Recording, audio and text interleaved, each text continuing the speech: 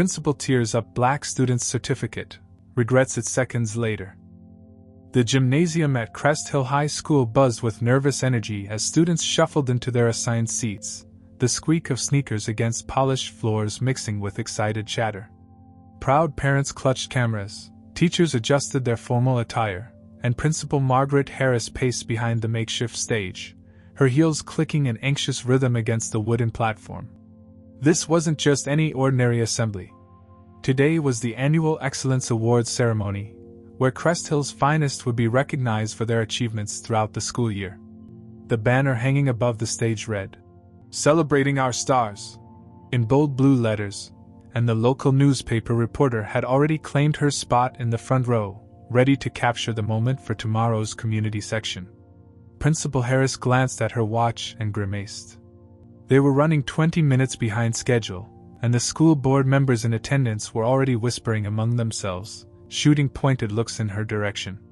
She had promised them a smooth, efficient ceremony, but nothing had gone according to plan.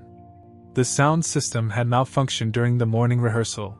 2 award recipients had called in sick, and now she couldn't find the complete list of winners in her jumbled notes. "Mrs. Harris, we need to start," whispered her assistant, Janet, appearing at her elbow with a frazzled expression. "The parents are getting restless, and Channel 7 News just arrived." Margaret Harris straightened her blazer and forced a professional smile. She had been principal at Crest Hill for 8 years, and she prided herself on running a tight ship. But today, everything felt like it was slipping through her fingers. She grabbed the microphone and strode onto the stage, the feedback screech making several students cover their ears. "Good afternoon, everyone, and welcome to our annual Excellence Awards ceremony," she began, her voice slightly strained. "Today we celebrate the outstanding achievements of our remarkable students who have shown exceptional dedication, leadership, and school spirit throughout the year." The crowd settled into polite applause as Harris began calling names. One by one, students walked across the stage to receive their certificates: academic excellence, perfect attendance, community service, athletic achievement. Each presentation followed the same routine. Harris would announce the award, call the recipient's name, shake their hand, and pose for a quick photo before moving on to the next. But as the ceremony progressed, Harris found herself growing more frustrated. Her notes were a mess, she kept stumbling over names, and the whole event felt like it was dragging on forever. She could see board member Dr. Patterson checking his phone impatiently, and the local reporter looked like she was fighting off sleep. Then came the moment that would change everything. "Next, we have a very special award," Harris announced, squinting at her smudged notes. "The Excellence in Leadership Award goes to..." She paused, struggling to read her own handwriting. "Aaliyah Jackson." A murmur of surprise rippled through the audience. Most people knew Aaliyah as the quiet girl who sat in the back of classes, never raised her hand, and seemed to disappear the moment the final bell rang. She wasn't part of student council, didn't play sports, and had never been seen at a school dance or pep rally. Aaliyah herself looked stunned. She sat frozen in her seat for a moment, her dark eyes wide with disbelief, before her friend Keisha nudged her gently. "That's you, girl. Go up there." With hesitant steps, Aaliyah made her way to the stage. She was a petite 17-year-old with natural hair pulled back in a simple ponytail, wearing a modest dress that she had borrowed from her mother's closet. Her hands trembled slightly as she climbed the steps, and she kept her eyes focused on the floor, clearly uncomfortable with all the attention. Principal Harris barely glanced at the certificate as Aaliyah approached. Her mind was racing through her mental checklist of remaining awards, calculating how much longer this ceremony would take, and worrying about the board members' increasingly obvious impatience. When Aaliyah reached her, Harris automatically extended her hand for the certificate. But something about the award nagged at her. Excellence in leadership? For Aaliyah Jackson? The girl who never spoke up in classes, never joined clubs, never showed any initiative whatsoever?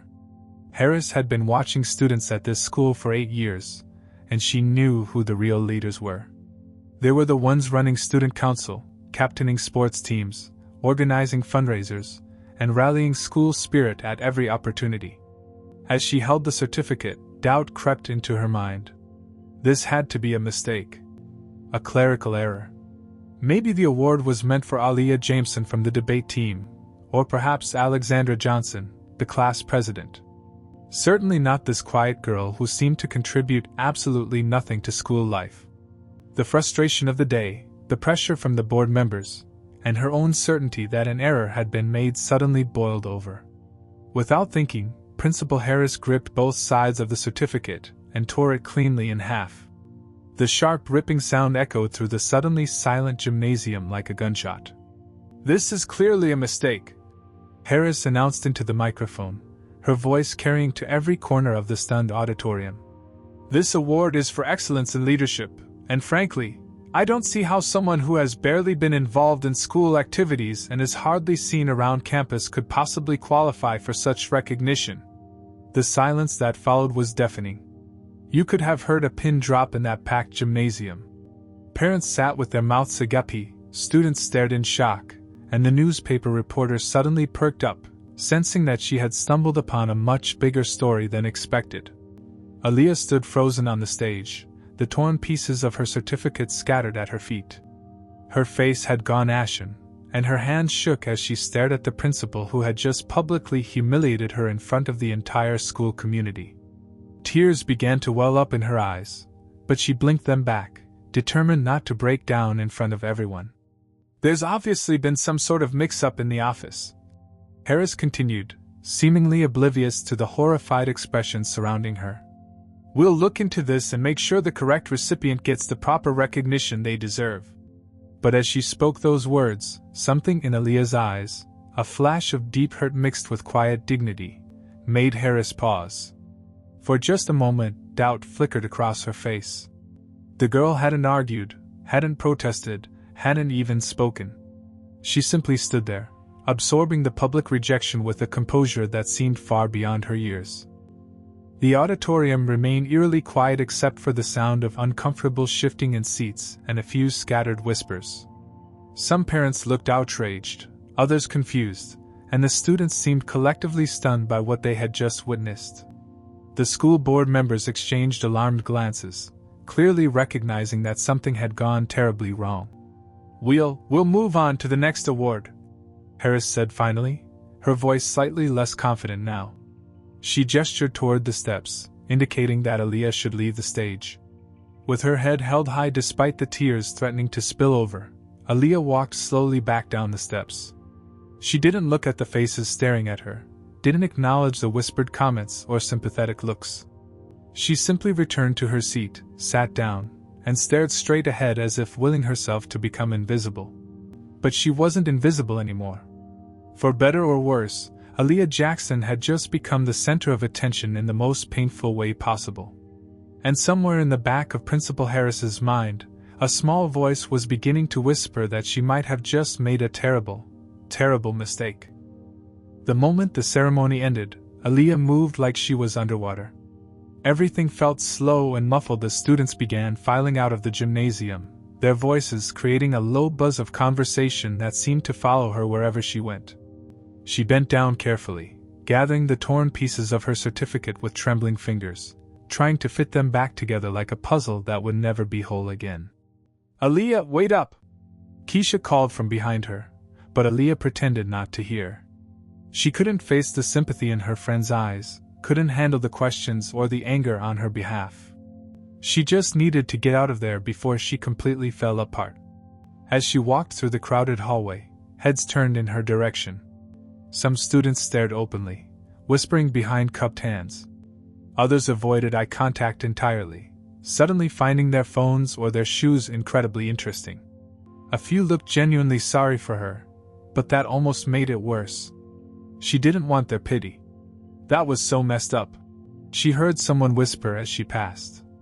"I can't believe Principal Harris did that in front of everyone," another voice added. "Poor girl. That was so embarrassing." Each comment felt like another small cut, even though they were meant to be supportive. Aaliyah quickened her pace, clutching the torn certificate pieces in her fist, desperate to reach the exit before anyone else could look at her with those sympathetic eyes. The spring air hit her face as she pushed through the heavy doors of Crest Hill High School. She usually took the bus home, but today she couldn't bear the thought of sitting with all those students who had witnessed her humiliation. Instead, she started walking, even though home was nearly 3 miles away. The torn pieces of paper rustled in her pocket with each step. She pulled them out and tried once more to fit them together, but the tear was too clean, too final. The words, "Excellence in Leadership," were split right down the middle, just like her heart felt right now. As she walked past familiar neighborhood stores and houses, tears finally began to fall. Not the dramatic sobs she had held back in the auditorium, but quiet, steady tears that blurred her vision and made her feel smaller with each drop. She wiped them away quickly whenever a car passed, not wanting anyone else to see her break down. The walk gave her too much time to think, to replay every second of what had happened. Principal Harris's dismissive voice echoed in her head. Barely been involved, hardly seen around campus. If only she knew. If only any of them knew. By the time Aaliyah reached the small apartment she shared with her mother and 8-year-old brother Marcus, her feet ached and her eyes were red from crying. She climbed the narrow stairs to the second floor, fishing her key from her backpack with shaking hands. "That you, baby?" Her mother's voice called from the kitchen as the door closed behind her. "Yeah, Mom," Aaliyah managed, her voice hoarse. She slipped into her bedroom before her mother could see her face and ask questions she wasn't ready to answer. The room was tiny but organized with military precision. Her bed was perfectly made, her desk clear except for a neat stack of textbooks and a small lamp. The walls told the real story of who Aaliyah Jackson was. Taped above her desk were dozens of perfect test scores, A+ after A+ in advanced placement classes. A handwritten note from Marcus was pinned to her bulletin board. "Thank you for helping me with my math homework. You're the best big sister ever." Below that was her work schedule from Tony's Diner, where she waitressed 3 nights a week, and another from Henderson's grocery store, where she stocked shelves on weekends. In the corner sat a small pile of college brochures, each one representing dreams she wasn't sure she could afford to chase. Harvard, Stanford, Columbia. Schools that had sent her recruitment letters based on her grades. Letters she had hidden from her mother because she knew they would only add to the guilt her mom already felt about their financial situation. Aaliyah sank onto her bed and finally allowed herself to fall apart. She pulled her knees to her chest and sobbed into her pillow, all the frustration and hurt and exhaustion of the past 4 years pouring out at once. She cried for all the school dances she'd missed because she was working, all the clubs she couldn't join because she had to pick up Marcus from after-school care, all the leadership opportunities she'd watched other students take while she carried groceries for elderly customers at Henderson's. The door creaked open, and Marcus peeked in. His gap-toothed grin faded when he saw his sister crying. "Laya? What's wrong?" He climbed onto the bed beside her, his small hand patting her back the same way she comforted him when he had nightmares. "Just a bad day, little man," she whispered, wiping her eyes. "Want me to make you some of that tea you like? Mom showed me how." The simple kindness of her 8-year-old brother almost started the tears again. This was why she worked 2 jobs, why she sacrificed her social life, why she stayed up until midnight doing homework after 8-hour shifts. For Marcus, so he could have the opportunities she'd never had. For her mom, who worked double shifts at the hospital and still couldn't make ends meet. "That would be nice," she said, managing a small smile. After Marcus left, Aaliyah sat in the quiet of her room, surrounded by evidence of her achievements and sacrifices. She pulled out the torn certificate one more time, laying the pieces on her desk and staring at the words that had been meant to honor her. "Maybe it's not enough," she whispered to herself, voicing the fear that had lived in her heart for months. Maybe working harder than anyone else, maintaining perfect grades while holding down 2 jobs, wasn't enough to matter. Maybe if you weren't visible in the right ways, your efforts simply didn't count. Outside her window, she could hear the sounds of her neighborhood coming alive as people returned from work and school. Normal families doing normal things. She wondered if any of them ever felt as invisible as she did right now, as forgotten and misunderstood. The certificate pieces lay before her like a broken promise, and Aaliyah Jackson, straight-A student, devoted daughter, caring sister, and the hardest worker most people would never notice, began to question everything she thought she knew about recognition, worth, and whether her best would ever be good enough. Principal Harris sat alone in her office, the late afternoon sun casting long shadows across her mahogany desk. The Excellence Award ceremony had ended 3 hours ago, but she couldn't shake the feeling that something was terribly wrong. She kept replaying the moment when she had torn up that certificate, and each time she did, the memory felt more uncomfortable, more questionable. The intercom buzzed, interrupting her thoughts. "Mrs. Harris? Mr. Kellerman is here to see you. He says it's urgent." Before she could respond, David Kellerman knocked once and entered without waiting for permission. The English teacher's usually calm demeanor was nowhere to be found. His face was flushed, his graying hair disheveled as if he'd been running his hands through it, and his eyes held an intensity that made Harris sit up straighter in her chair. "We need to talk," he said, closing the door firmly behind him. "If this is about the ceremony running long, I know we had some timing issues, but it's about Aaliyah Jackson." His voice was sharp, cutting through her explanation. "What you did to that girl today was unconscionable." Harris felt her defenses rising. "Mr. Kellerman, I understand you might be upset about the mix-up with the awards, but I had to make a judgment call. That girl has shown no leadership qualities whatsoever. She barely participates in class discussions, never volunteers for anything, and I've never seen her at a single school event. Have you ever wondered why?" Kellerman moved closer to her desk, his hands gripping the back of the visitor's chair. "Have you ever stopped to think that maybe there's more to Aaliyah Jackson than what you see during your occasional hallway observations?" The question hung in the air between them. Harris opened her mouth to respond, then closed it again, suddenly uncertain. "Let me tell you about the Aaliyah Jackson I know," Kellerman continued, his voice growing more passionate with each word. "She has turned in every single assignment on time for the past 4 years. Not just on time, early. Her essays are thoughtful, insightful, and show a level of maturity that most adults don't possess. She stays after class to help struggling students understand difficult concepts, and she does it without being asked." Harris felt the first stirring of doubt in her chest. "But she never speaks up in class. She never takes initiative. She works nights, Margaret." The use of her first name made the statement feel more personal, more accusatory. "She leaves school every day at 3:15 sharp because she has to be at Tony's diner by 4 o'clock. She serves tables until 10 p.m., goes home to help her little brother with homework, and then stays up until midnight completing her own assignments. When exactly would you like her to show initiative? Between her AP chemistry homework and her 8-hour shift on Saturday?" The words hit Harris like physical blows. She had never known, never thought to ask, never bothered to look beyond surface appearances. Before she could process this information fully, another knock interrupted them. Ms. Rivera, the school counselor, peeked her head in. Her usually warm expression was troubled, and she looked like she'd been crying. "I'm sorry to interrupt, but I heard you were discussing Aaliyah Jackson. There's something you both need to know." She entered the office and took a seat without being invited, her hands clasped tightly in her lap. "Last month, Aaliyah came to my office. She'd received a full scholarship interview opportunity at Northwestern University. Full ride, Margaret. Everything covered, tuition, room, board, books." Harris felt her stomach drop. "That's wonderful. Why wasn't I informed?" "Because she turned it down." Ms. Rivera's voice was barely above a whisper. "She couldn't miss her weekend shift at Henderson's grocery store. Her family needed that $40 paycheck more than she needed her dream." The silence that followed was deafening.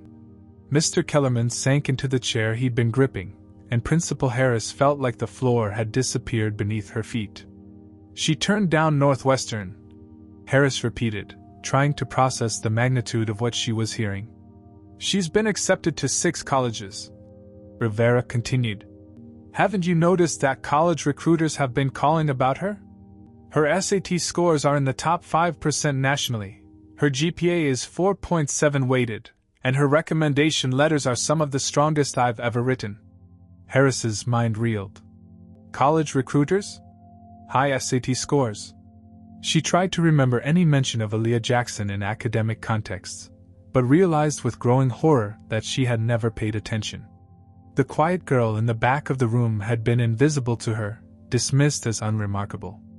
"There's more," Rivera said, pulling out a folder from her briefcase. "She's been tutoring students after school for free, kids who can't afford private help. She organized a food drive last winter, collected over 500 canned goods, and never put her name on it. She just wanted to help." Kellerman nodded grimly. "She wrote her college application essay about leadership. About how real leadership isn't always visible, isn't always loud. It's about lifting others up when no one is watching, about making sacrifices for people who need you." The weight of her mistake was crushing down on Harris now. She thought about Aaliyah standing on that stage, the dignity with which she had accepted the public humiliation, the way she had walked away without defending herself or explaining her circumstances. "Oh my God!" Harris whispered, burying her face in her hands. "What have I done?" "You humiliated one of the finest students this school has ever seen," Kellerman said bluntly. "You tore up an award she had earned 10 times over, and you did it in front of everyone who matters to her." Rivera leaned forward. "The worst part is, she probably thinks she deserved it. That girl carries the weight of the world on her shoulders and still manages to excel at everything she does. And today, she learned that even when you do everything right, it might not matter if people can't see you." Harris looked up at her colleagues, seeing the disappointment and anger in their faces. But more than that, she saw the genuine care they had for Aaliyah, the respect they held for a student she had completely failed to understand. "How do I fix this?" she asked, her voice small and broken. "I don't know if you can," Kellerman said quietly. "But you'd better figure it out fast, because that girl deserves so much more than what she got today." As her colleagues left her office, Principal Harris sat alone with the devastating realization that she had just publicly destroyed the dreams of the most deserving student in her school. Margaret Harris didn't sleep that night. She lay in her comfortable suburban bedroom, staring at the ceiling while her husband snored peacefully beside her, replaying every detail of what she had learned about Aaliyah Jackson. Each revelation felt like another weight added to her chest, making it harder to breathe, harder to imagine facing herself in the mirror come morning. At 3 a.m., she gave up on sleep and padded to her home office. She pulled out her laptop and began researching everything she could about Aaliyah. What she found made her feel even worse. Academic records that read like a fairy tale, straight A's in every AP class offered, perfect attendance despite working 2 jobs, standardized test scores that most students could only dream of achieving. But it was the personal notes from teachers that really broke her heart. Comment after comment praising Aaliyah's character, her quiet kindness, her willingness to help struggling classmates. One note from the librarian mentioned how Aaliyah often ate lunch alone in the library, not because she was antisocial, but because she was using the time to complete assignments, since she had no free time at home. She asked thoughtful questions about college preparation. The librarian had written, "But always seems worried about the cost. I've caught her looking at community college brochures when she thinks no one is watching." Harris closed the laptop and put her head in her hands. How had she been so blind? How had she been running a school for 8 years without truly seeing one of her most remarkable students? By 5 a.m., she had made her decision. This couldn't wait for Monday morning committees or official procedures. She had destroyed something precious, and she had to try to fix it immediately. She spent the morning calling contacts, pulling strings, and making arrangements that should have taken weeks to organize. Her first call was to Dr. Martinez at Northwestern University, a colleague from her graduate program who now worked in their admissions office. "Margaret? It's barely 6 a.m. This better be important. Carlos, I need your help. I have a student who turned down your scholarship interview. I need to know if there's any way to give her another chance." After she explained the situation, there was a long pause. "You're telling me a student with those credentials turned down Northwestern because she couldn't miss work? And then you publicly humiliated her? I know how it sounds. I need to make this right. Send me her file. I'll see what I can do, but Margaret, you've got a lot of work ahead of you to earn that girl's forgiveness. Her next calls were to the school board, the district superintendent, and key faculty members. She was calling in every favor, spending capital she had saved for years, all for one student she had failed so completely. By evening, Harris found herself standing outside a modest apartment building in the older part of town.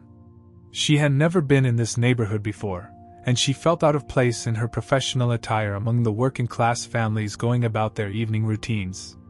The building was clean but showed its age, paint peeling around the windows, a front door that had been repaired multiple times. She climbed to the second floor and stood outside apartment 2B for a full 5 minutes, gathering courage. When she finally knocked, the door opened to reveal a tired-looking woman in scrubs, Aaliyah's mother, clearly just home from a hospital shift. "Can I help you?" Patricia Jackson asked, wariness creeping into her voice as she recognized the woman who had humiliated her daughter. "Ms. Jackson, I'm Margaret Harris, Aaliyah's principal. I was wondering if I could speak with you and Aaliyah for a few minutes. I owe you both an apology, and I have something important to discuss." Patricia's eyes hardened. "I don't think my daughter wants to see you right now. She came home in tears today because of what you did to her." "Please," Harris said, her voice cracking with emotion. "I know I don't deserve your time, but I've learned some things about Aaliyah that I should have known months ago. I was wrong. Completely, terribly wrong, and I need to make it right." Something in her voice must have gotten through, because Patricia stepped back and opened the door wider.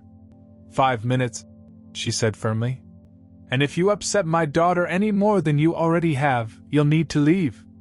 The apartment was small but immaculate, filled with second-hand furniture that was clearly well cared for. Family photos covered one wall, and Harris could see homework assignments posted on the refrigerator, not Aaliyah's, but her little brother's, with encouraging notes written in Aaliyah's careful handwriting. Aaliyah emerged from a back room reluctantly, her eyes red and puffy from crying. She was wearing simple clothes, jeans and a t-shirt, but she held herself with the same dignity Harris had witnessed on the stage that afternoon. Even in her pain, even in her own home, she carried herself like someone much older than 17. "Aaliyah," Harris began, her carefully prepared speech suddenly feeling inadequate in the face of this young woman's quiet strength. "I owe you the biggest apology of my life." Aaliyah said nothing, just looked at her with those same eyes that had haunted Harris all day, not angry, just deeply hurt and disappointed. "I learned today about your jobs, about the scholarship you turned down, about all the ways you've been leading and helping others that I was too blind to see. You earned that award 100 times over, and I was wrong to question it." Aaliyah's voice was barely above a whisper when she finally spoke. "Why didn't you just ask me? If you had questions about why I received the award, why didn't you ask someone who actually knew me?" The simple question cut deeper than any angry accusation could have. Harris realized that her failure wasn't just about making assumptions, it was about not caring enough to seek the truth. "Because I didn't know you," Harris admitted. "And that's my failure as a principal, as an educator, and as a human being. But I want to change that, starting now."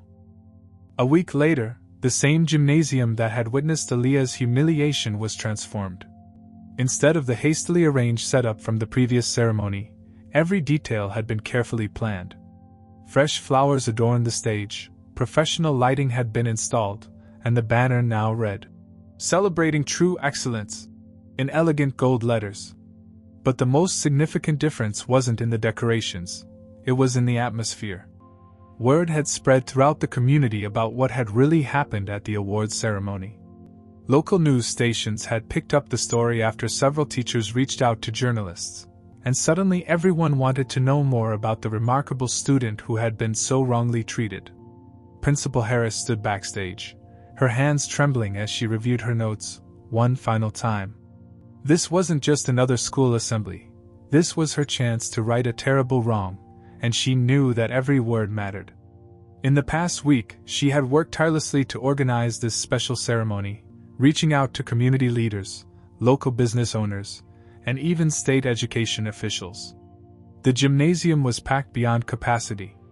Not only were students and parents present, but so were members of the school board, the district superintendent, local news crews, and dozens of community members who had been moved by Aaliyah's story. Even the mayor had cleared her schedule to attend. In the front row sat Patricia Jackson, wearing her nicest dress and holding back tears of pride. Beside her, 8-year-old Marcus fidgeted excitedly, unable to contain his joy that his big sister was finally getting the recognition she deserved.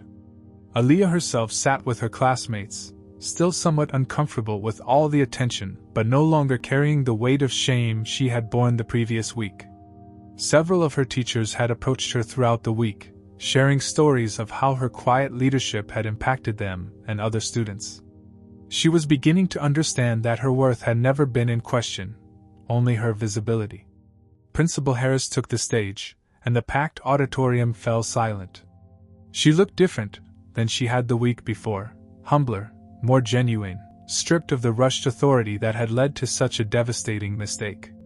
"Last week, I stood on this same stage and made one of the worst mistakes of my professional career," she began, her voice clear but heavy with emotion. "I allowed my assumptions and my ignorance to blind me to the truth about one of the most extraordinary students our school has ever had the privilege to educate." A murmur rippled through the audience. Many had heard pieces of the story, but this was the first time Principal Harris had addressed it publicly. "I saw a quiet girl and assumed she didn't care. I saw someone who wasn't visible in traditional ways and concluded she wasn't a leader. I never stopped to ask what burdens she was carrying, what sacrifices she was making, or what quiet acts of service she was performing when no one was watching." Harris paused, her eyes finding Aaliyah in the crowd. "Today, I want to tell you about the real Aaliyah Jackson. While her classmates were at football games, she was working late shifts to help her family pay rent. While others were socializing at school events, she was tutoring struggling students for free. While her peers were building impressive college resumes, she was turning down scholarship opportunities because her family needed her more than she needed her dreams." The gymnasium was completely silent now, every person hanging on her words. "Aaliyah Jackson embodies everything we claim to value in education: academic excellence, personal sacrifice, service to others, and quiet dignity in the face of challenges that would break most of us. She doesn't lead with a loud voice or a title. She leads by example, by lifting others up, by doing what's right even when no one is watching." Harris gestured toward a covered display beside the podium. "Which is why today, we're not just giving Aaliyah the Excellence in Leadership award she earned, we're establishing something permanent in her honor." She pulled away the covering to reveal a beautiful bronze plaque mounted on polished wood. "The Aaliyah Jackson Resilience Award will be given annually to students who demonstrate strength through adversity, who show leadership through service rather than title, and who make sacrifices for others while maintaining academic excellence." The audience erupted in applause, but Harris raised her hand for silence. "But more importantly, I want to apologize, not just to Aaliyah, but to any student in this room who has ever felt invisible, overlooked, or undervalued because their contributions don't fit traditional molds. I commit to you today that we will do better. We will look deeper. We will ask more questions and make fewer assumptions." She turned toward Aaliyah. "Aaliyah Jackson, would you please join me on stage?" This time, Aaliyah's walk to the stage was completely different. Her classmates stood and cheered as she passed. Teachers smiled with genuine pride. Her mother wiped away tears, and little Marcus jumped up and down with excitement. When she reached the podium, Principal Harris handed her a perfect, unbroken certificate, the same award she had torn up a week earlier, now beautifully framed and accompanied by a scholarship check from the community foundation that had been established in her honor overnight. "You've taught me that true leadership isn't always visible from the surface," Harris said, her voice thick with emotion. "Thank you for showing us what real excellence looks like." As Aaliyah stood before the crowd, no longer the invisible girl in the back but a celebrated example of quiet strength and determination, she finally found her voice. "Thank you for seeing me," she said simply, and somehow those 5 words captured everything that had led to this moment. The standing ovation lasted for 5 full minutes, and for the first time in her life, Aaliyah Jackson knew that being seen wasn't about being loud, it was about being authentic, and finally having people who cared enough to look. 3 months later, Aaliyah Jackson's story had traveled far beyond the walls of Crest Hill High School. The video of Principal Harris's public apology had gone viral, sparking conversations about hidden struggles, implicit bias, and the many forms that leadership could take. But for Aaliyah, the most meaningful changes weren't happening in the spotlight. They were occurring in the quiet moments that had always defined her life. She sat in the same small bedroom, at the same neat desk, but everything felt different now. The wall that had once held only her private achievements now displayed newspaper clippings, letters from strangers who had been moved by her story, and most importantly, a thick envelope from Northwestern University. Dr. Martinez had worked miracles, not only reinstating her scholarship interview but fast-tracking her application through a special committee. The full-ride scholarship she had thought was lost forever was now hers, along with a paid internship program designed for students from challenging economic backgrounds. The Scholarship Foundation established in her honor had also created a fund specifically to support other students who, like Aaliyah, were sacrificing their futures to support their families. But perhaps the most unexpected development was the phone call that had changed everything for the Jackson family. A local business owner, moved by Aaliyah's story, had offered her mother a management position at his medical supply company. Better hours, better pay, and most importantly, the stability Patricia Jackson had been fighting for her entire adult life. "You don't have to keep working at the diner," her mother had said just last week, tears streaming down her face as they sat around their small kitchen table. "You can just be a kid for your last few months of high school." But Aaliyah had surprised her by shaking her head. "I want to keep working, Mom. Just maybe fewer hours. I've started something there that I want to finish." The something she referred to was a tutoring program she had quietly begun at Tony's Diner. Every Tuesday and Thursday evening, after the dinner rush died down, the back corner booth became an impromptu study hall where she helped other students from working families, kids who, like her, couldn't afford expensive tutoring but desperately wanted to succeed.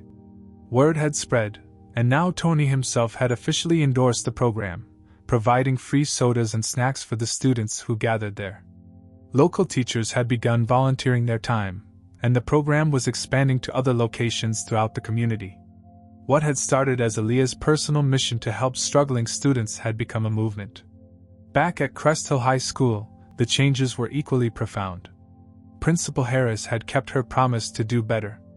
She had instituted monthly, listening sessions, where students could share their stories, their struggles, and their needs without fear of judgment. She had also created a new position, Student Life Coordinator, specifically designed to identify and support students who might be falling through the cracks.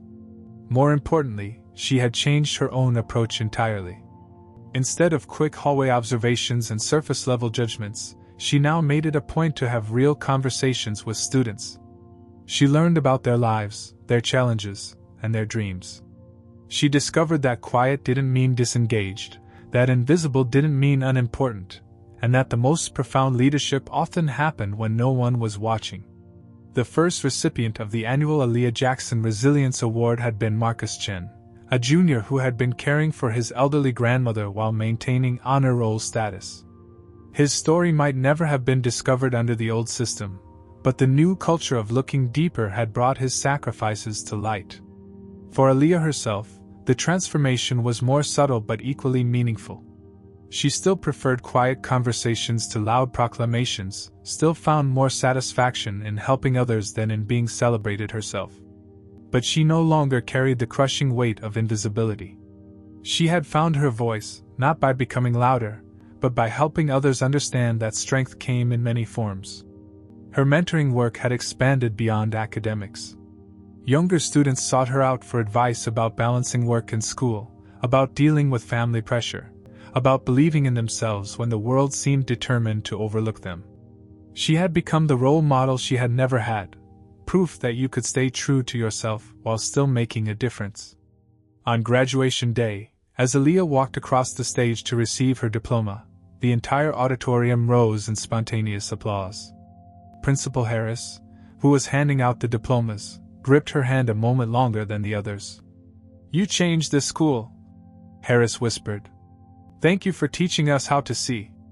Aaliyah smiled, thinking about the torn certificate that still sat framed on her bedroom wall, not as a reminder of pain, but as a symbol of growth, of second chances, and of the power of speaking up for those who couldn't speak for themselves. As she looked out at the crowd, she saw Marcus beaming in the front row, her mother crying happy tears, and dozens of students she had tutored over the years. She saw teachers who now understood their students better, administrators who had learned to look beyond the surface, and a community that had discovered the extraordinary within the ordinary. Her story had become more than personal triumph, it had become a blueprint for change, proof that sometimes the most profound revolutions began with the quiet courage of one person refusing to remain invisible. In the end, Aaliyah Jackson learned that she had been a leader all along. She just needed the right people to help her, and everyone else, see it.